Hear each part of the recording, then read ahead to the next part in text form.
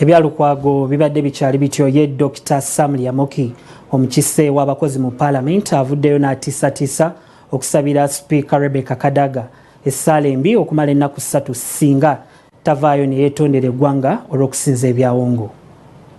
Dr. Sam Lyamoki atiisatiisizza okusibira ekkuuli omukubiriza w'olukiiko lw'eggwanga olwa Parliament Rebecca alitwala Kadaga bamusiibire n'omusabira okumalira ddala ennaku 3 singa abatavuddeeyo okwetondera eggwanga olw'okugenda mu byawongo mu lujjudde.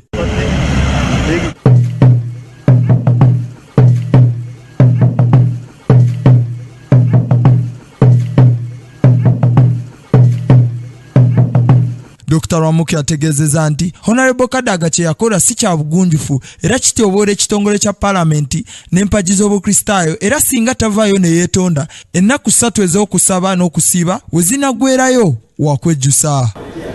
But if she does not repent, you are going to see. Remember my words. If she does not repent, you are going to see with your own eyes. Honorable Kadaga yalabirwa Katambi ng'asinza abayita bajjajjaabe ku lusozi Ennenda mu district y'Iganga. Dr. Lyamoki agamba nti ekikolwa ky'okugenda mu bajjajjaabe n'emmotoka y'obwa sipiika eyaliko bendera ya Uganda nga kwotadde n'abasirikale kyali kiraga nti yakikola nga sipiika ku lwa Parliament yonna. It was the first time for a leader to go guarded by police with the control, be guarded, going to that time. It was the first time. Naye Honorable Rebecca Kadaga yewozezzaako ng'agamba nti tewali nsobi yonna gye yakola okudda mu bajjajjaabe ng'amaze okufuna obuwanguzi bw'enjawulo kubanga obwo bwe buwangwa bwe bwakkiririzaamu.